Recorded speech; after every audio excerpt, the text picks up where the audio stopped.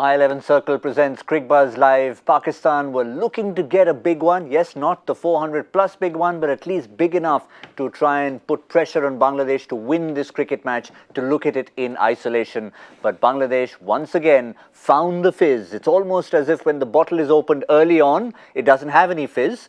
Unlike a normal bottle, the fizz comes later on in the innings. For the second time we've seen this.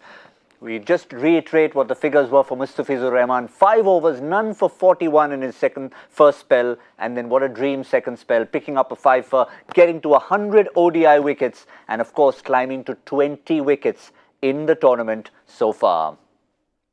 So the final total for Pakistan, 315 for 9. We'll confirm exactly how much, in theory, they need to restrict Bangladesh to have a chance, and then of course the rest is about winning the cricket match. Zaheer Khan, Robin Uthappa in the studio.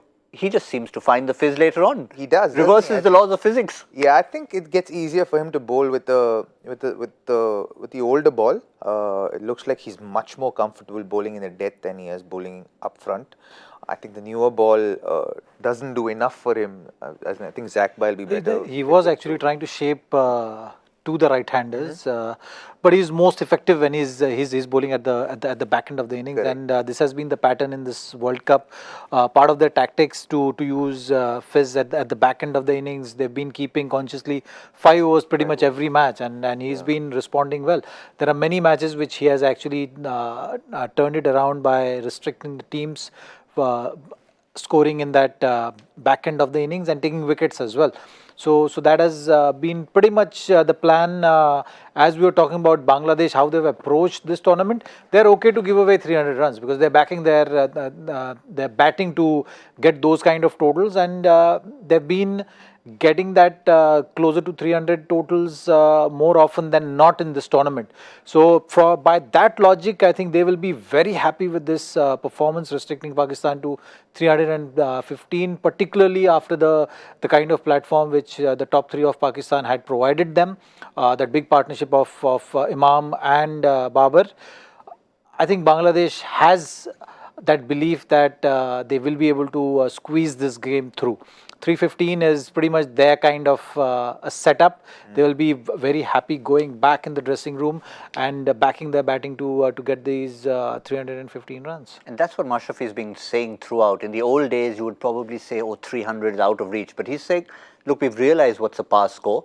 And there's no psychological impact of 300. When it gets to 350, 360, 380, they know it's out of reach. But this is the kind of total they like, and the bowlers are responsible in those last 10. Yeah, I think it works right up their alley as far as their batting is concerned. If you see the whole tournament, they've given I think every game they've gone above 300. They've given more than 300 runs. So I think in that sense, they're a lot more confident. When you're going to consistently give, say, 309, 386, 321, 381, 314, 315. So batsmen are prepared. You know, they know in their mind that, okay, this is what we're up against. This is how we pace our innings. And once you keep chasing 300, you get an idea of how to chase that score down. You know where you want to be. You know what are your progress targets that you have, and then you try and chase those. You chase the score down based on that progress targets that you have, and you just tick those boxes and say, okay, this is done. This is done. You need 2 big partnerships, and that's the key, I think, to today's game. I think 2 big partnerships is what will take Bangladesh over the line. Unlike what happened against India, where they didn't have those 2 big partnerships. They had some 50, 60 run partnerships. Some came a little too late in the day on that particular day. But besides that, if they can have partnerships, one good partnership up front and then one good partnership in the middle order, they'll give themselves a massive chance to walk away with a W. And the numbers we saw there, 25 wickets in just those 6 matches where they conceded over 300, coming in the back 10. That's average of 4 plus just in the last 10 overs. They've been consistently controlling that damage at the back end, which has been the conscious effort, is what I felt. And like we were talking about, they were approaching the game in that fashion, saying that, okay, 50 overs, we are not going to do something which is not in our hands. So you use your resources, you understand your weaknesses. So that is something which they've been doing well. That okay, we're not going to do some extravagant things. We don't have a bowler who is going to bowl 140 clicks every pretty much every delivery, but we do have the smartness. We understand how the game is moving and what are our options. So that's something which they've been doing, and relying on Fizz to do that expert job. Like his strength is to bowl at the back end of the inning. So they've held him back to have that kind of impact, and used him wisely at in those phases of the game where they knew that they needed some control if they had to control the game. Today, in fact, Fizz was used a bit earlier than normal. Usually his 5 overs were left after 15 overs to go in the game, but today it was around say 28th, 29th over also he came back for that short spell, and then came back again. So that is something which they've been pretty consistent. They've been doing pretty consistently, and has worked for them. And look at where he stands in terms of the highest wicket takers in the tournament. That's some pretty impressive numbers we've got up there with those other names. He shares it with 20 wickets in the tournament. This will, of course, be his last outing, and that's what he'll finish with, 20 for the tournament. Mitchell Starc still alive and well, as are Ferguson, Jofra Archer. So he may not finish in second place, but certainly where he is right now, and also that one landmark of having reached 100 ODI wickets. So just a little icing to go with it. Well, yeah, I think he'll be proud of the fact that he'll have his name up on the boards there at Lord's. I think that's every cricketer's dream, to actually have their name up there on that board in some fashion, and he'd be very happy with himself. Obviously he'd want to work on that economy rate, but outside of that, I think he'd be extremely happy. And if you talk about the Fizz at the back end, you have to also give credit to someone like Mehdi Hasan Miraj, who didn't play the last game. Have a look at those figures. If you have a look at that, 10 overs, 1 for 30, and that in any context, particularly when the opposition has scored over 300, is highly impressive.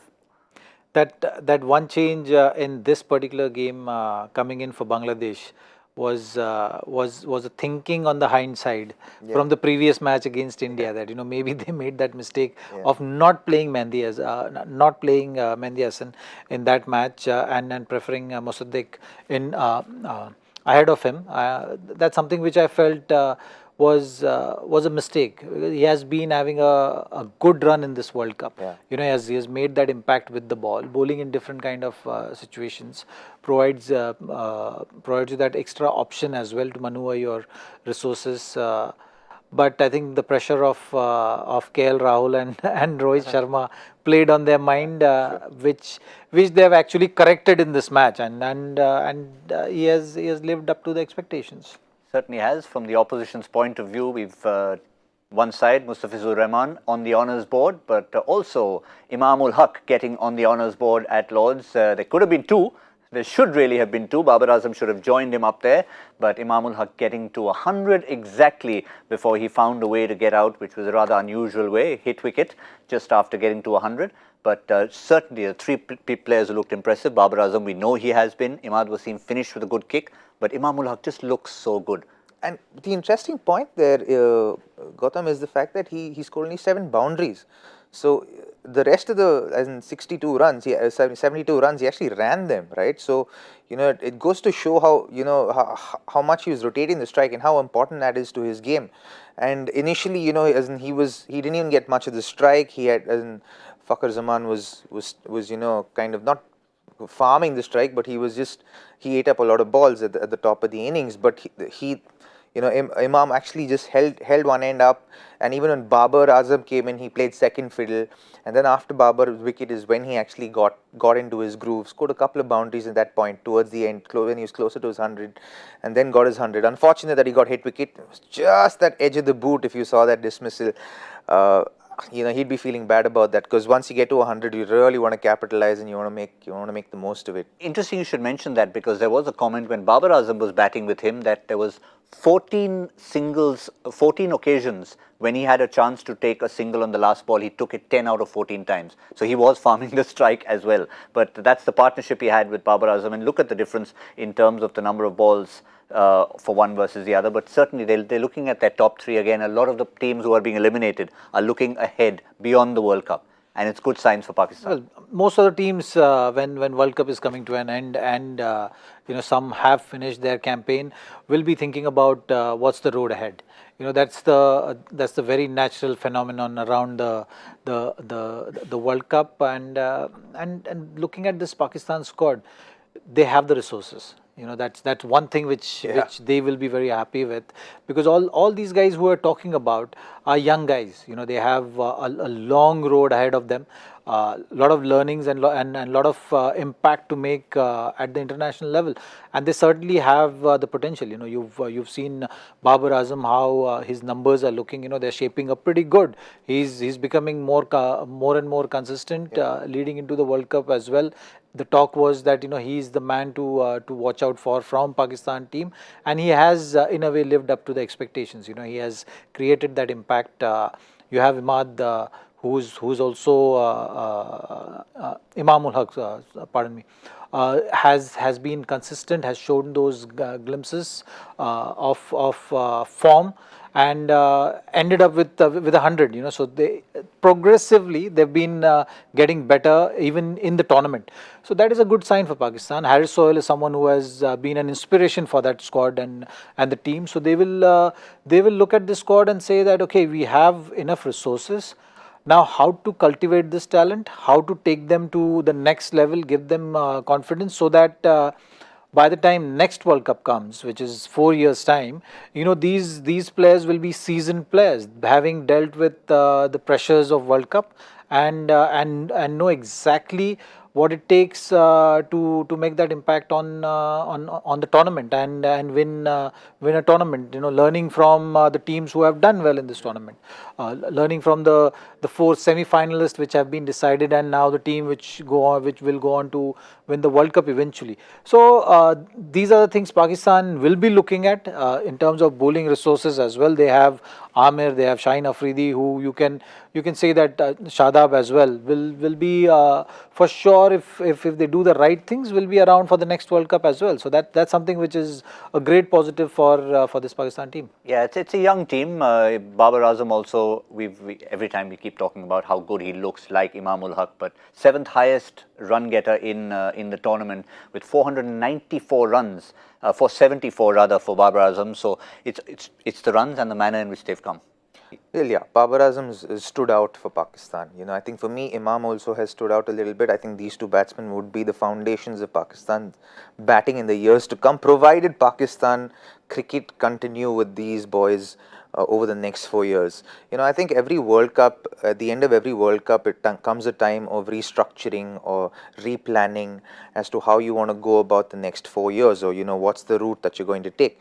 And I feel like Pakistan are at that turn after this tournament where they can make changes. And I think with Imran Khan being the president of that country, and Prime Minister of the country, how he's involved with all of it. I feel that you would see some positive changes to Pakistan cricket, and you would see that some of these guys would really mature into good cricketers who can turn out to be greats for Pakistan. I do believe that they need a leader who can really inspire them. For some reason, Sarfraz doesn't do it for me. You just see that you need a little bit more inspiration, some positive reinforcement. Another Imran, basically. Yeah, someone who can be someone even who can do half of what Imran did for Pakistan cricket. It would do a world of good to this bunch, because there's a lot of spunk in this bunch. You can tell that this group has got a lot of spunk within it. The bowling unit, the batting unit. Maybe just Hafiz is probably playing his last World Cup. You probably have some youngsters in there who they can groom and build that middle order up a little bit, and then that it's a pretty formidable side. Yeah, to be very honest, you look at this side and you feel like it's a very formidable side, and it's a side that can be a threat to those semi-finalists in this World Cup. Yes, certainly. The template that we talked about batting first, keeping wickets in hand, that was set. The only problem was towards the end, they lost a few too many wickets. 7 wickets in those last 10 overs for 85, which is a decent score, but something tells me that had they not lost as many wickets, they could probably have got another 30 or 40 runs, and that would have stood them in good stead. For now, really the only route they're looking at, the road ahead, is the North Circular, at St John's Wood outside Lords and straight to Heathrow. But we won't make that harsh on them for the moment. Let's talk about the target, right? When Bangladesh come out to bat, they have two targets. One is 316 to win the match. Two is they need to reach 7 in order to make sure that Pakistan are finally eliminated from the tournament. So, big targets for them. Can they get to 7? I don't think any of the teams will be thinking about that. I think Pakistan, from the approach in their batting, showed that they were not really thinking about it. They understood that it's a very unrealistic kind of a target to have and chase that. So they just went in with the mindset of winning the match. And analyzing the game with that regard, I think at the halfway mark, it's evenly poised. Bangladesh will be very happy that they've restricted Pakistan to 315 because it has looked like a good wicket to bat on. Not easy to control the batsman that easily. So that's something which is going on in Bangladesh's favor. Wherein Pakistan will be looking at this, saying that okay, we've got enough runs on board. We have the bowling attack to defend it. Every time they've put runs on board, they've managed to win matches and defend the totals. So that's how they will be looking at. If Bangladesh has to look at this score and approach in a different manner, or say what is the concern at this stage, the concern is that there are 3 left armers, which creates that awkward angle to the left hand dominated batting of Bangladesh. If you look at it, Tamim, Shaume Sarkar, Shakib, except for Mustafizur, then they have a lot of left-handers in that side. So 3 left-arm pace attack will have some kind of an edge against this Bangladesh batting lineup for sure. Because if you look at Shakib's form also, he thrives on that angle where he hangs back, plays those shots. He has been among the runs, so for Bangladesh is very important. That's an understatement. Among the runs, he finishes finishes the tournament on a high. So that's what he'll be looking at. But the left armer's angle may make it a touch difficult for him than how he's been approaching so far his batting in the innings. But in the World Cup. Let me bring one more point of view in there. If Bangladesh go on to win, it's a different matter. If Pakistan go on to win the match, they get to 11 points. Now, if they get to 11 points, they'll be level with New Zealand, who are in that top 4. The point we're talking about here is that the net run rate of Pakistan, which was so badly damaged, especially in that first game against the West Indies, will be the factor that comes into play. However, we've seen in other sports, particularly in football, that when you come to a situation where a league stage gets completed, you have many criteria. Now, in this case, there has been a discussion point. When Pakistan played New Zealand, Pakistan emerged on top. These are the 2 teams being talked about, Pakistan and New Zealand. Is there a case for head-to-head being a criteria over net run rate? Well, that depends purely on what the playing conditions suggest at the beginning of the tournament. At the beginning of the tournament, if the playing conditions say that net run rate is what defines the winner first, then that just sticks. It does, but what happens usually is you say that if it's 3 or more teams level, then obviously it's net run rate. But when it's 2 teams involved, why not head-to-head? I think it's just like a blanket rule, Gautam. So I think when they come up with that with that in the playing conditions, it's just the way it is. Nobody really sees this playing out or panning out the way this does. This just happens in a tournament at the end. It's like putting in different situations at the end of a scenario and saying this also could have been done, that also could have been done. Because you see a team suddenly start picking up intensity and suddenly start doing well, and you suddenly feel like they also deserve a chance in that top 4. I think the real question is, in the past, they've been following that rule. Yeah. So in the past, if I'm not mistaken, in 2003 World Cup, when there was a Super 6 or that 6's rule, that in that format, they used to follow this rule. So if in the league phase you have beaten that team, you have that advantage going forward. You carry the points forward with the team you've beaten. There has to be a logic to why they've moved away from that. The only logic which I see is that if 3 teams get stuck on the same points, then it's easier decision to make. But you have a number of wins as well as a criteria overall. So what if the number of wins are equal? So in Pakistan and New Zealand's case, in this World Cup, maybe for the next World Cup or the multi-nation tournaments, they can have this discussion, throw it open to everyone. It's always work in discuss progress. about, if you have first as if teams qualify on the same points or get stuck on the same points, you have the winner of that Head-to-head. fixture head to head. If not, then go to the net run rate, which you do anyways, the maximum number of wins. So I think the maximum number of wins should be the first criteria. That makes more sense. Yes, it does. When that is equal, then you can go to the next best thing, which is head to head. If head to head is also out of question, when three teams are stuck on the same points, then you go to the net run rate. Yeah. So that's something which eases of things. In terms of teams get a feeling that somehow things are in their control. In the particular scenario of New Zealand and Pakistan, or it would have been Bangladesh and New Zealand. Any team who is not going through, who will feel that we are hard done, or this rule needs to be changed. There's always room for improvement, and there is always discussions which goes about and debates which go about. So I think post this World Cup, this discussion should come up.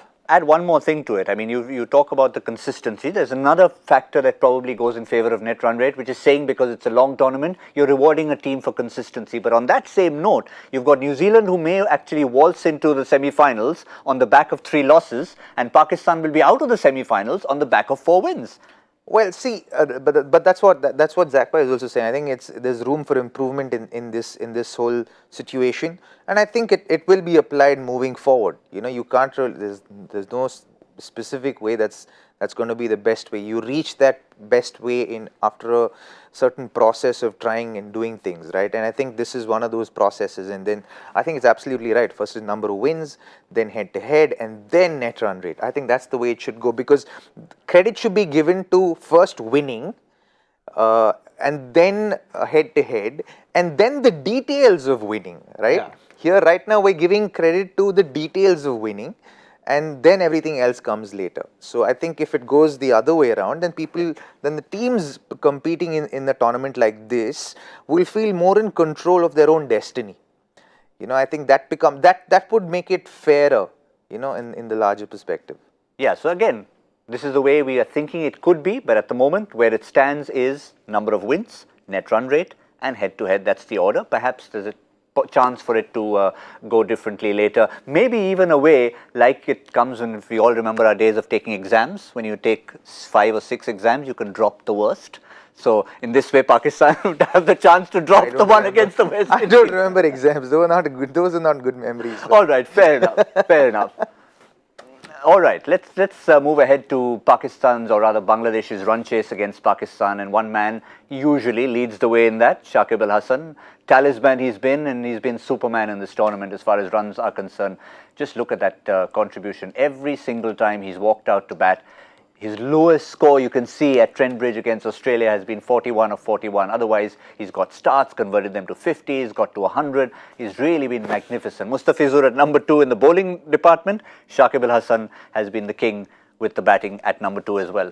He has made a huge impact on this Yes. World Cup. There's no doubt about it, and one of the main reasons Bangladesh had seen success in this World Cup is because of consistency of Shakib. So that's something which goes without saying. Even if you don't mention it, everyone knows what has been the success formula for Bangladesh, because putting runs on board has massive advantage, and he's been the key component of that Bangladesh batting line. And mind you, Tamim has not really fired in this tournament. Yeah, he has. He is someone who has been taking that mantle, but Shakib has done fantastically well, and putting him at number 3 has been one of the best things Bangladesh has done. Mushfiqur is another batsman who needs mention. Has made impact on the World Cup with that 100 as well, and he's someone. Again, in that middle order, these 3, the top order and middle order, they form a very formidable composition. And that is something which is going to be vital in today's chase as well. If Bangladesh wants to finish on a high and on a winning note, then these 3 needs to come together to set that platform, and more than platform actually, to win today's match. I can tell you, Robin, I happened to be in Bangladesh the time when, just like we had our number 4 discussion for weeks and weeks and weeks for India, they had this number 3 discussion for a long time, and Shakib finally, with a few discussions, put his hand up and says, okay, I'll take it. Yeah, I think it's the best thing best thing he's done for himself as a cricketer, as an all-rounder, because he's really gone out there and shown, right? And he's just gone out there and really taken that position by its horns, and he's owned that position. And I think moving forward, it would do Bangladesh a world of good if he sticks to that position and bring Mushfiqur at 4, or sorry, Liton Das at 4, and then Mushfiqur at 5. Makes it a very strong batting lineup. We cannot discredit Liton Das's performances in this tournament. He's really come out very strongly. I think he's come into his own a lot more, become a lot more confident about his own game, and he's been batting well. Like Zach Bhai said, I think it's unfortunate that Tamim hasn't come into runs in this tournament, because he's such a big cog in that wheel for Bangladesh at the top of the order. He's been so successful. Everyone knows he's a little bit of a shaky starter, but once he gets going, he's so dangerous. I'm sure he'd want to finish this tournament, by just scoring a big 100, or, really winning this game on his own back for Bangladesh. But for sure that Shakib's going to do something special today. So let me stick with Shakib for a moment, because given the fact that, yes, batting he's been brilliant, but he is an all-rounder of quality, been at number 1 in the ODI rankings for the longest time. And if you have a look at greatest all-rounders in the history of the tournament, of course, in the World Cup history, all these names come to mind. You can even throw in Lance Klusen from 1999 in terms of performances. But one name comes to mind, somebody you've been alongside more recently, is Jacques Kallis. Certainly regarded as the greatest in the modern era. Absolutely. Where does Shakib Al Hasan come close to comparing with someone like a Kallis for all-round contribution? See, Kallis was a number 3 batsman in Test cricket, so it makes a huge difference, because you're literally playing the new ball, and as with someone who's played against Zach Bhai quite a lot, and Zach Bhai's played against him, and he's bowled to him, he's batted against him, so that his experience in Test cricket will give you a truer explanation of why he's considered the greatest. I think Shakib, it would be unfair to compare him to Jacques at this point in time, because there's so many, like in the early 2000s, there's so many great all-rounders in that bunch, with Yuvraj Singh, with Andrew Flintoff, and there's so many great guys in that bunch. So you're really to pick Shakib. He's been consistently the number 1 all-rounder in the ICC rankings for the last few years, and there's still a lot of great all-rounders like Ben Stokes and Chris Wokes and all of that in the current bunch as well. So it would be unfair to a lot of them to just say, okay, he's the best. But yes, he's definitely amongst the very best that's played the game. I agree with the Test cricket aspect of it, but suppose you were to isolate just ODI cricket. Does he still stack? Well, we are in an era where we are finding a lot of these all-rounders. Like I'll put Hardik also right up there. He's evolving as a very good all-rounder. You have someone like Ravindra Jadeja also, who has been making that impact. You have Ben Stokes, and you have someone like Chris Wokes also, who has been consistent with bat and ball. So we are in a time where there are a lot of these cricketers who are coming up, and the white ball cricket, I think, is evolving in terms of producing those all rounders. So the shorter format has been, and particularly T20 as well, giving a lot of cricketers that confidence and understand the importance of all-rounder, because that really changes the balance. So teams are actually investing time in grooming all-rounders. So that is something which has changed. The lower order batting contribution has been looked at a very in a very important aspect of any team. So every team is spending enough time in terms of working on that lower order contribution, and to change that balance, you need someone who is having these 3 disciplines. You've seen Ben Stokes, how fantastic he has been in this tournament. With the bat, played those crucial knocks when required. Couldn't really get those numbers really high, but he was like he missed a couple of hundreds, but he has made that impact with the bat, with the ball in hand, and with him in the field as well, with those brilliant catches. So that first catch sort of set the tone for the entire tournament. It did. So what Tamim has done well, that he has been at it for a longer time than these guys. Shakib is done. Shakib. So for what Shakib has done, he's been consistent, for last 4-5 years with his performances. And in terms of ranking, he's right up there. In terms of numbers, he's right up there. And performing at a stage as big as World Cup not only talks about him maturing as a cricketer, and as an all-rounder, but also proving that he can take on any opposition. Yeah. So I think that leap he has taken, that there is a level up with Shakib. So with that regard, I think he has come a long way in terms of creating that impact, that now people have started talking that, okay, is he in the greatest of all rounders with regard to the white ball, and that itself shows a huge amount of respect for the cricketer that Shakib is, and the journey which he has done so far in cricket. For all you know, right now, like if he's just started batting at number 3. For all you know, for the rest of the career, if he bats at number 3, you really see where he stands as a batter and as an all rounder. But as one can truly safely say, what Shakib is to what Sachin Tendulkar is to India, Shakib is to Bangladesh, because he's really like someone who's really served that country for a really long time. He draws a lot of emotion from them, from the people.